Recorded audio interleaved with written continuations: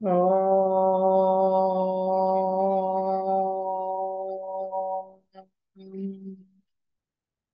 ఓం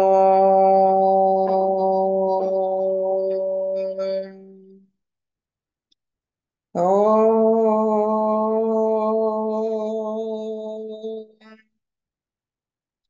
గురు బ్రహ్మా గురుర్విష్ణు గురుర్దేవో మహేశ్వరః గురు సాక్షాత్ పరం బ్రహ్మ తస్మై శ్రీ గురవే నమః. నమస్కారం మాస్టర్. నమస్కారం మాస్టర్ ఈకే. నమస్కారం మాస్టర్ ఎంఎన్. నమస్కారం మాస్టర్ విపిఎస్. నమస్కారం మాస్టర్ సివివి. నమస్కారం మాస్టర్ సివివి. నమస్కారం master CVV to your lotus feet. Master CVV నమస్కారం to your lotus feet. Vastu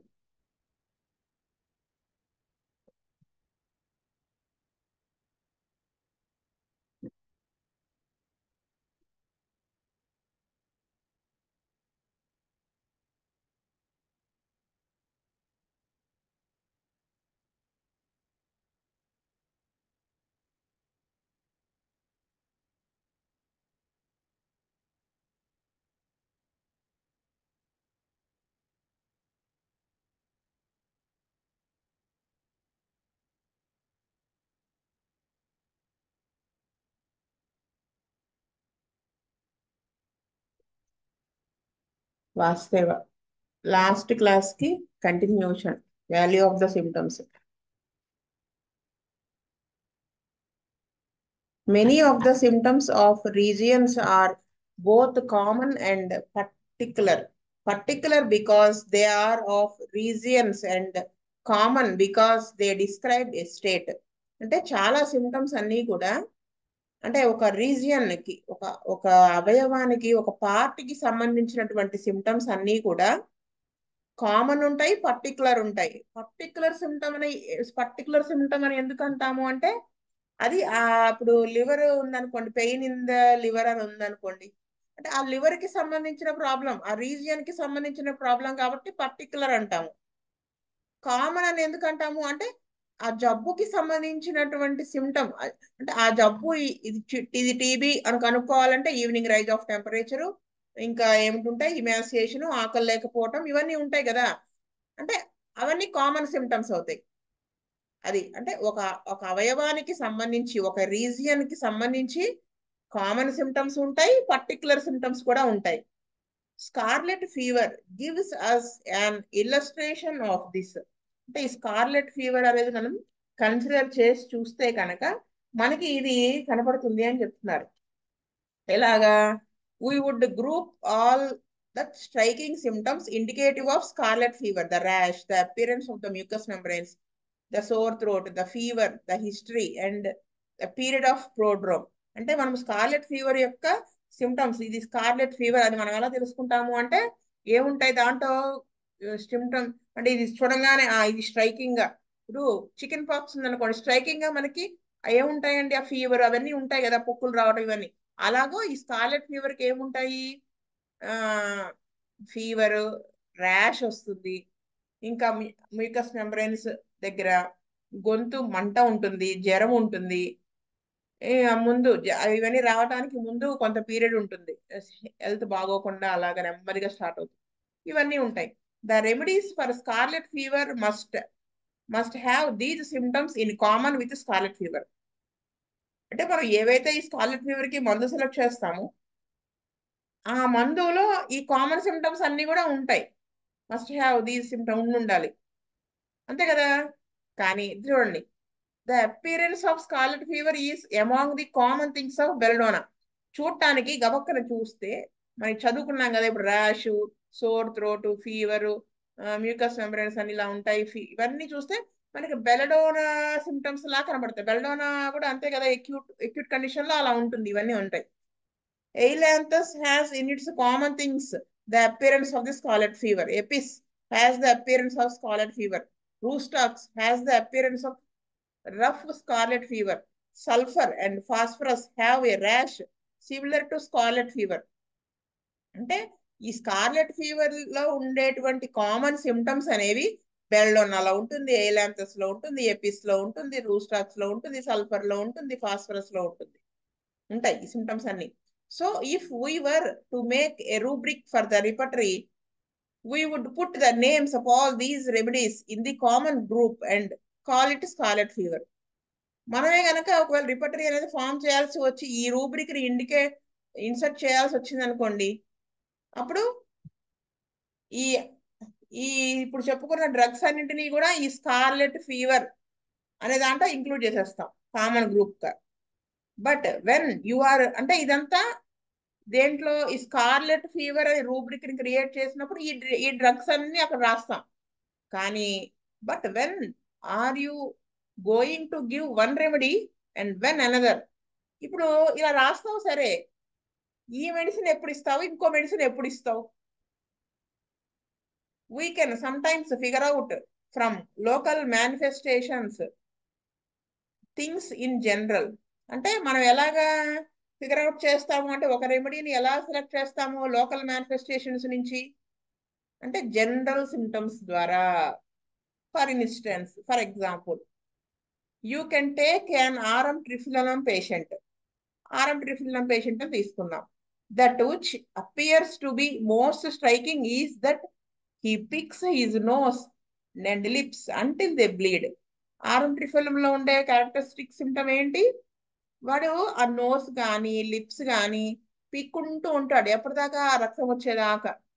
if you examine that state well you will ascertain that these parts and the fingers and toes tingle. అక్కడ మనం పరిశీలనగా మనం చూస్తే మనకి ఏం అర్థమవుతుంది? ఆ పెదాల దగ్గర కానీ, ఆ నోస్ దగ్గర కానీ, ఆ ఫింగర్స్ దగ్గర కానీ, కాలు వేల దగ్గర కానీ ఆ టింగ్లింగ్ సెన్సేషన్, టింగ్లింగ్ అంటే తెలుసు కదా, అలాంటి సెన్సేషన్ ఉంటుంది. ఉండి about the extremities where the circulation is feeble and where the nerves are abundant in the nerves of the fingers and toes there is an unusual tingling like the creeping of hands and he keeps picking at these parts. మనం పరిశీలనగా చూస్తే మనకి ఏమర్థమవుతుంది? వాడు ఎక్కడెక్కడైతే పీక్కుంటున్నాడు అంటే ఆ fingers, toes, కాళ్ళ దగ్గర బ్లడ్ సర్క్యులేషన్ ఎక్కడెక్కడైతే తక్కువగా అవుతుందో, నెర్వ్స్ ఎక్కువగా ఉంటాయో, ఆ టిప్ ఆఫ్ ద ఫింగర్స్ దగ్గర, టోస్ దగ్గర అంతా నెర్వ్స్ ఎక్కువ ఉంటాయి.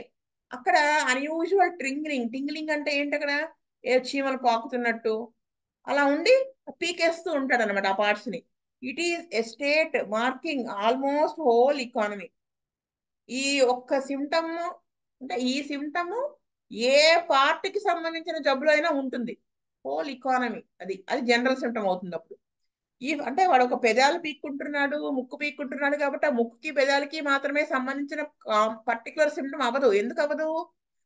ఏ ప్రాబ్లం వచ్చినా వాడు ఈ పని చేస్తాడు కాబట్టి.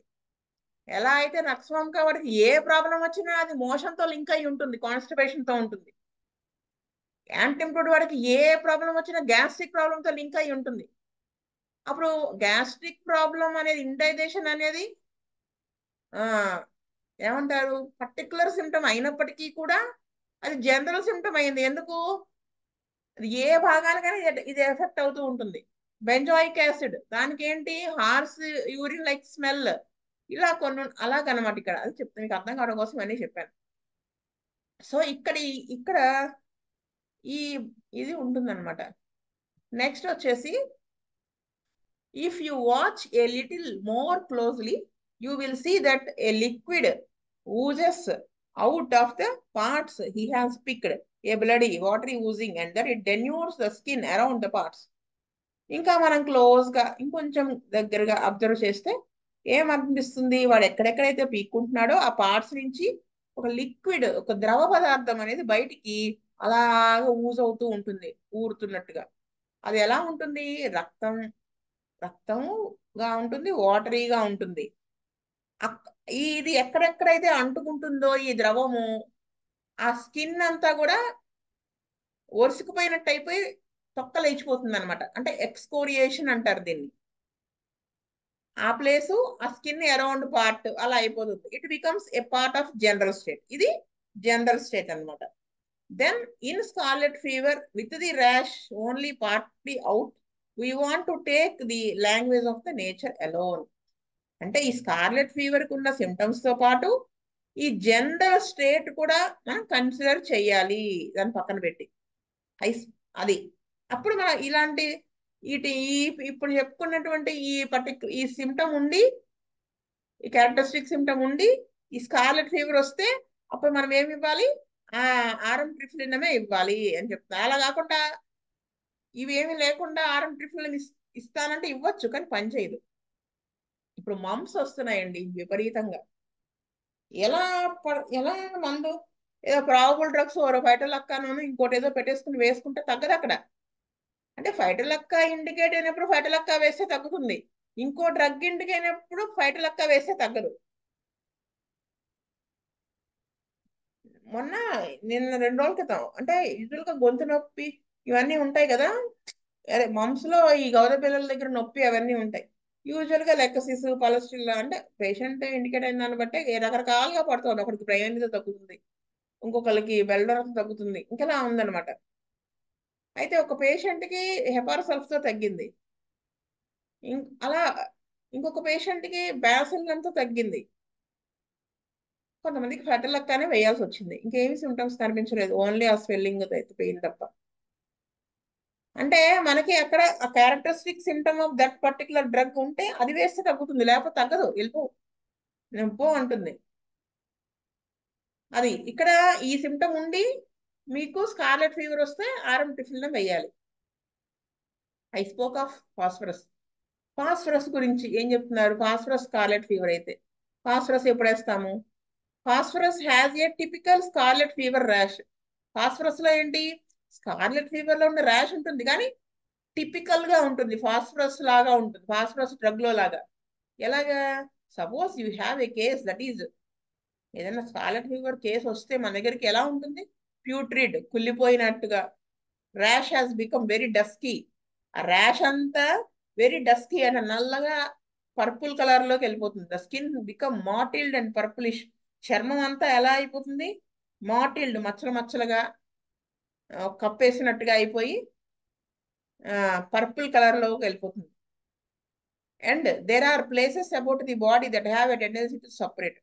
కొన్ని ప్లేసెస్ లో సపరేషన్ వచ్చేస్తుంది, అంటే పస్ ఫామ్ అయ్యే టెండెన్సీ ఊరినే. You find there are swellings about the neck, swellings upon the hands and fingers that are incline to separate. ఇంకా మెడ దగ్గర వాపులు వస్తాయి, గ్లాండ్ స్వెల్లింగ్. కాస్త చేతులు వాపులు, వేళ్ళు వాపులు, ఇంకా చీమ్ పట్టేయటం. Are there is an oozing round about them and pus is welling forth. ఇంకా ఏంటి, దాంట్లో ఒక ఊజింగ్ లాగా స్టార్ట్ అయిపోయి అక్కడి నుంచి పస్ వచ్చేస్తూ ఉంటుంది. కేసు ఎలా అయిపోతుంది? అది కేసు ఈ సో ప్యూట్రిడ్ అండ్ అఫెన్సివ్. ఆ వచ్చే ఊజింగ్ కుళ్ళిపోయిన వాసన, చెడు వాసనతో కూడి ఉంటుంది. That as soon as you enter the room you detect the horrible stench. అంటే ఆ దుర్వాసన, ఆ తీవ్రమైన వాసన అనేది నువ్వు ఆ రూమ్ లోకి ఎంటర్ అవ్వగానే కనిపెట్టేస్తావు అనమాట, అంత హారిబుల్ గా ఉంటుంది. అంటే చాలా సీరియస్ కండిషన్ ఇది. If you examine into the case you will see that the child cannot get water enough and cannot get it cold enough.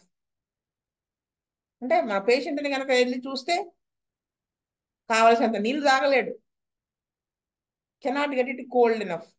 The countenance is sunken. Face, ముఖ కవలికలు ఎలా ఉంటాయి? పీక్కుపోయినట్టుగా ఉంటాయి. The eyes are puffed. ఆ కళ్ళు ఉబ్బుగా అయిపోతాయి. స్వోలెన్, వాపు వచ్చేస్తుంది, ఎర్రగా అయిపోతాయి. Blotches are appearing. Blotches are appearing of a septic character intermingled with scarlet fever blotches. ఆ వచ్చే పైన వచ్చే ర్యాష్, ఆ బ్లాచెస్ ఎలా ఉంటాయి? సెప్టిక్ కండిషన్ తో కలిసి ఉంటాయి అనమాట. There you have a phosphorus case. అక్కడ వీరికి ఫాస్ఫరస్ కేస్ అనిపిస్తుంది. Phosphorus will stop the trouble immediately. అలాంటి చోట ఫాస్ఫరస్ వేస్తే ఇమీడియట్ గా తగ్గుతుంది. తగ్గటం లేదు, రకరకాల మందులు పడుతున్నాయి అయినా తగ్గటం లేదు అంటే ఏంటి అర్థం? ఆ మందు కాదు, ఇంకోటి వెతుక్కో అని అర్థం. ఒకదానికి వేస్తే ఇంకోటి వస్తుంది అంటే ఏంటి అర్థం? మనం సరే కరెక్ట్ గా డ్రగ్ వేయలేదు అని అర్థం. చూసుకోవాలి అక్కడ మనం.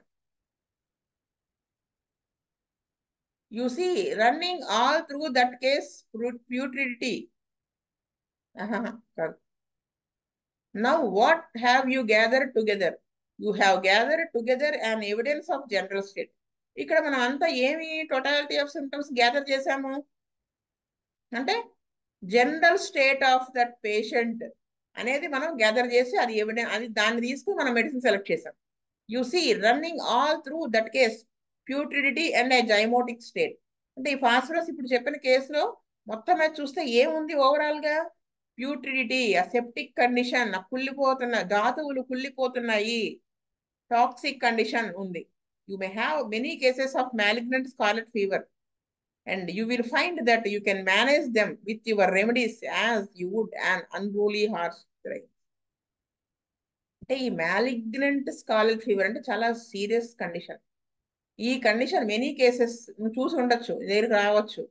కానీ వాటన్నిటినీ కూడా నీ దగ్గర ఉన్న మందులతో మేనేజ్ చేయటం అంటే ఏంటి?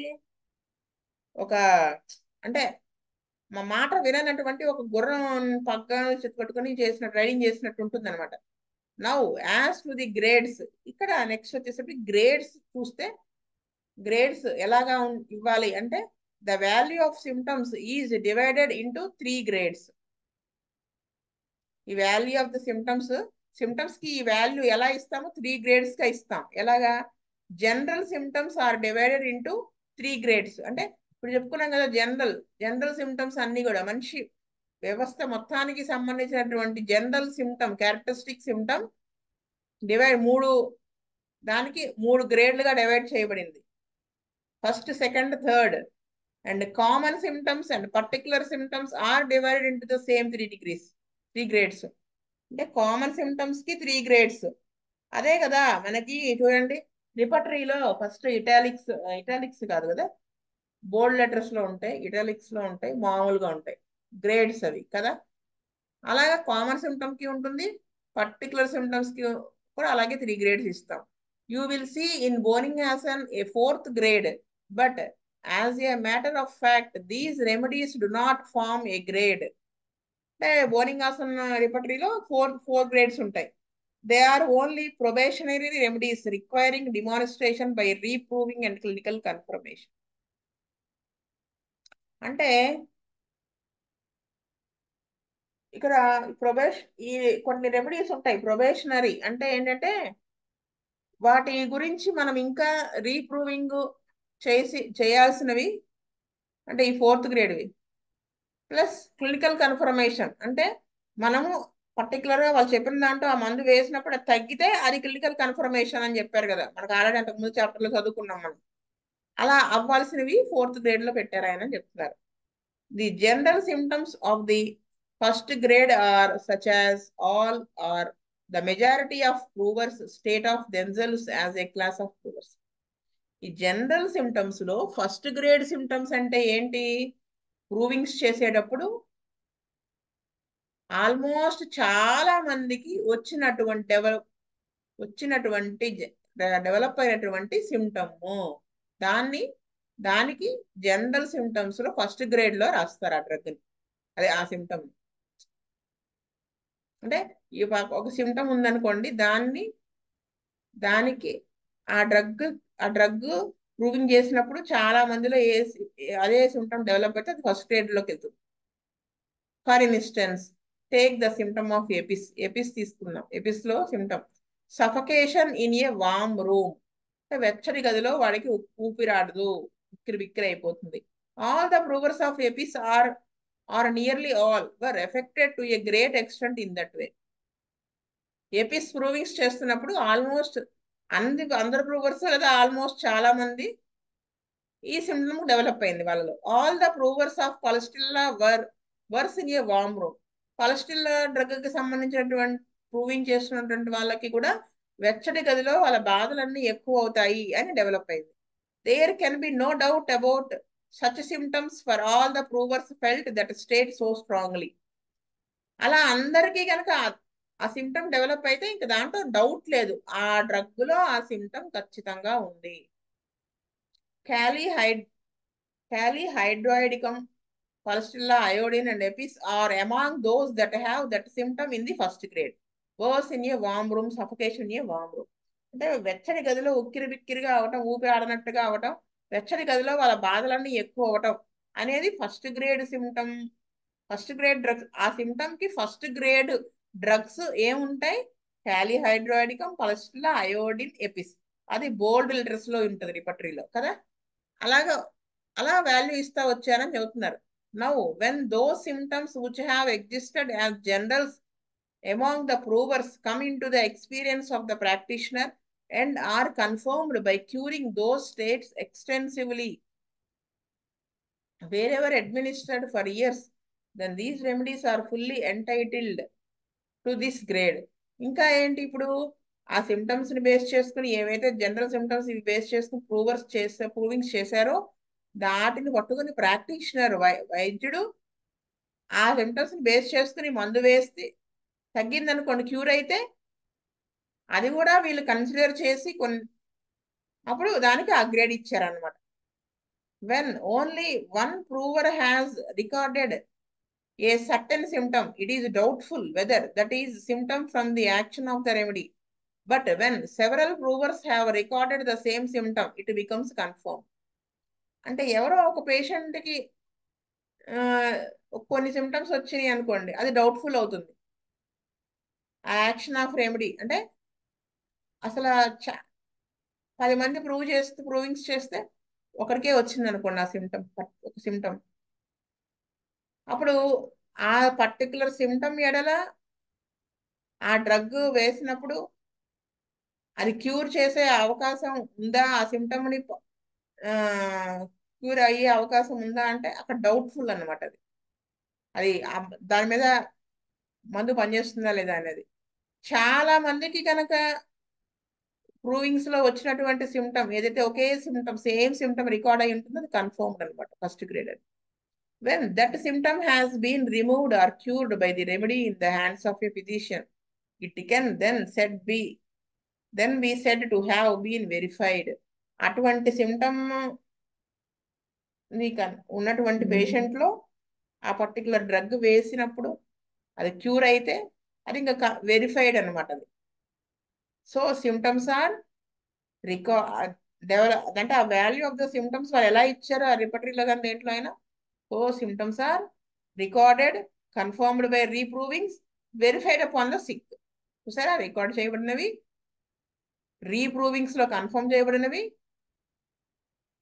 మళ్ళీ అవి సిక్ పీపుల్ మీద వేసి అవి క్యూర్ చేస్తా ఆ పని చేస్తుందా పర్టికులర్ దాని మీద, ఆ బేసిస్ మీద అనేది చెక్ చేయబడినవి. When several provers have observed that Pulsatilla is worse in warm room and this is confirmed by other provers and then verified by cure upon the sick, it immediately places Pulsatilla in first grade of the general state. పూర్ణైనా వాళ్ళు ఎంత కష్టపడ్డారండి, మనకేమో ఆ పుస్తకాలు చదువుకోవడానికే ఒళ్ళు బద్ధకంగా ఉంది. అంటే చాలా మంది ప్రూవర్స్ కి డెవలప్ అయినటువంటి సిమ్టమ్ ఏంటి, పలస్టిల్లాలో worse in a warm room అనేది. అది ఎలా చాలా మందికి డెవలప్ అవడం వల్ల అది కన్ఫర్మ్ అయింది. ఆ సిమ్టమ్ ఏ పేషెంట్ లో అయితే ఉంటుందో అటువంటి వాడికి పలస్టిల్లా ఇండికేట్ అయి వేస్తే అంత వెచ్చదనం భరించలేకపోవటం, వెచ్చదనంలో అన్ని సిమ్టమ్స్ అగ్రవేట్ అవటం అనేటువంటి సిమ్టమ్ లో రిలీఫ్ వచ్చినప్పుడు అది వెరిఫై చేయబడింది. కాబట్టి ఇమీడియట్ గా పలస్టిల్లా అనేది ఆ వర్స్ ఇన్ వామ్ రూమ్ లో ఫస్ట్ గ్రేడ్ డ్రగ్ కింద ఉంటుంది. అలా వాళ్ళు ఆ డ్రగ్ ను అప్పుడు చేర్చారంట. Suppose that it were something that was in relation to the bladder, Pulsatilla has the symptom of frequent urination. Now that is immediately classified as a particular symptom because it relates to a region. అదే for example ఇక్కడ మనము మూత్రాశయానికి సంబంధించిన symptom తీసుకున్నాం. Pulsatilla ఏంటి, frequent గా urine pass చేయడం అనేది ఉంటుంది కదా, అదేమవుతుంది పర్టికులర్ సిమ్టమ్ అవుతుంది. ఎందుకు, ఒక బ్లాడర్ కి మాత్రమే సంబంధించిన సిమ్టమ్ కాబట్టి. Now if all of these provers had irritable bladder when they took Pulsatilla, that would be a confirmation of it. అంటే ప్రూవింగ్స్ చేసేటప్పుడు చాలా మంది ప్రూవర్స్ కి ఈ ఇరిటబుల్ బ్లాడర్ అనేది డెవలప్ అవుతాయి, ఫ్రీక్వెంట్ యూరినేషన్. అప్పుడు అది కన్ఫర్మ్ అయింది, పల్స్టిల్లా ఆ ఫ్రీక్వెంట్ యూరినేషన్ మీద పనిచేస్తుంది అని. If it cures for years, experience verifies it. కొన్ని సంవత్సరాల పాటు ఆ బేసిస్ మీద ఆ మందు వేసినప్పుడు అది పేషెంట్ పల్స్టిల్లా ఇండికేట్ అయ్యి వేసినప్పుడు ఈ ఫ్రీక్వెంట్ యూరినేషన్ అనేది పోయింది అనుకోండి, అది వెరిఫై చేసినట్టు అవుతుంది. అప్పుడు ఏం చేశారు దాన్ని, it is then placed as belonging to pulsatilla under the particulars marked in highest grade. అప్పుడు ఏమవుతుంది, ఇది పర్టిక్యులర్ సిమ్టమ్ కాబట్టి పర్టిక్యులర్ సిమ్టమ్స్ ఆఫ్ పల్స్టిల్లాలో ఫస్ట్ గ్రేడ్ సిమ్టమ్ కింద ఉంచారు. So with the symptom of, master గారు మనకి శారీరక గుణదీపికలో డ్రగ్స్ చెప్పేటప్పుడు ఫస్ట్ కొన్ని పర్టికులర్ భౌతిక వేదనలు అని చెప్పారు చూడండి, వాటిల్లో వస్తాయి ఇవన్నీ అలా. So with the symptom of bearing down which also comes under pulsatilla. దాంట్లో ఏంటి, కిందకి లాగుతున్నట్టు, కిందకి జారిపోతున్నట్టు ఉండడం కూడా పలస్టిల్లాలోకి వస్తుంది. That would be class as a common symptom but the first grade. అంటే పలస్టిల్లాలో ఈ కిందకి ఏదో జారిపోతున్న ఫీలింగ్ ఉన్న సిమ్టమ్ ఉంది. అటువంటి సిమ్టమ్ చాలా మంది ప్రూవర్స్ లో డెవలప్ అయింది. కానీ ఇది ఏ సిమ్టమ్ అయింది, కామన్ సిమ్టమ్. ఎందుకయింది, గర్భసంచి జారిపోవడం అనేటువంటి ప్రొలాప్సస్ యుటిరస్ లో ఉండేటువంటి కామన్ సిమ్టమ్, ఆ జబ్బుకి సంబంధించిన సిమ్టమ్ కిందకి ఏదో జారిపోతున్నట్టు లాగేస్తున్నట్టు ఉండడమే. కాబట్టి అది చాలా మందికి డెవలప్ అయింది కాబట్టి ప్రూవర్స్ లో అది కామన్ సిమ్టమ్, పలస్టిల్లా యొక్క కామన్ సిమ్టమ్స్ లో ఫస్ట్ గ్రేడ్ ఇచ్చారు దానికి. అర్థమైందా? నాకైతే అర్థమైంది బాగా. సో మరి క్లాస్ ఇక్కడికి ఆపుతాను, టైం అయినట్టుంది. స్వస్తి ప్రజాభ్య పరిపాలయంతాం న్యాయేన మార్గేణ మహీం మహిష గోబ్రాహ్మణేభ్య సోమస్త నిత్యం. లోకా సమస్త సుఖినో భవంతు. లోకా సమస్త సుఖినో భవంతు. లోకా సమస్త సుఖినో భవంతు. ఓం శాంతి శాంతి శాంతి. వాసుదేవ వాసుదేవ వాసుదేవ.